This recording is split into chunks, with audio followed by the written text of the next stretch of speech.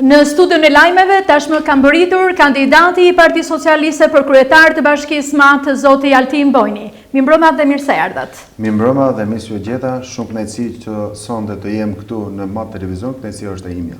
Faleminderit. Ndërsa jemi në orët e fundit tashmë të zgjedhjeve lokale, si ka qenë kjo për juve? Kjo ka qenë një periudhë shumë e ngarkuar, nga që jemi në zgjedhjet të parakohshme për kryetar bashkie. Kemi shkuar në të gjithë njësitë administrative, në 8 njësitë administrative dhe në qytetin e Burrerit, kudo është ngarkesë, absolutisht është ngarkesë, duke ngjuar probleme, hallet dhe shqetësimet e gjithë atyre banorëve ku ato janë.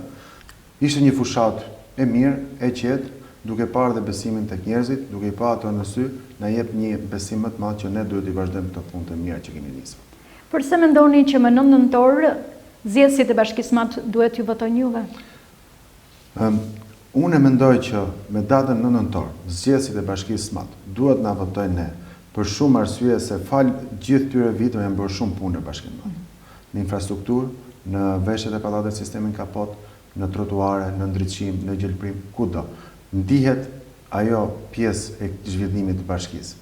Është kudo me punë të mira që janë bërë. Kjo është një punë që është e prekshme dhe e dukshme, nuk ka fjalë për shumë komente.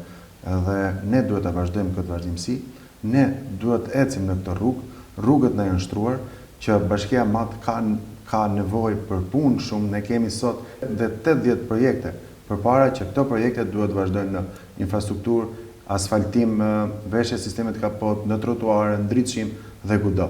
Fal punës së madhe të viteve të fundit dhe vizionit të ish kryetarit të Bashkisë Agron Malej, Matit i është kthyer dinjiteti. Tashmë kemi ujë të pishëm 24 orë, kemi mbi 40 km rrugë të asfaltuara, shkolla, kopshte, qendra shëndetësore të rikonstruktuar, shtëpi sociale për familje nevojë dhe një burrel të transformuar me ndriçim, lulishte, sheshe moderne. Janë realizuar mbi 100 projekte, ndërsa 80 të tjera janë gati për realizim. A mund të theksoni shkurt 3 prioritete që ju keni për të vazhduar punën nëse do të votoheni si kryetari i Bashkisë? Ne nuk kemi vetëm 3 prioritete. Prioritetet tona janë më shumë, po 3 nga këto prioritetet janë gjatë fazës së dytë të asfaltimit dhe 30 deri në 40 km në gjithë pjesën e infrastrukturës që do përfshijë jo vetëm njësitë administrative, por edhe pjesën e Bashkisë Matë në pjesën periferike të Bashkisë Matë. Po ashtu kemi prioritet veshjen e sistemit kapot të gjithë pallateve të qytetit të Burrerit. Një fokus kryesor do marrë edhe pjesa e zhvillimit të turizmit në Matë.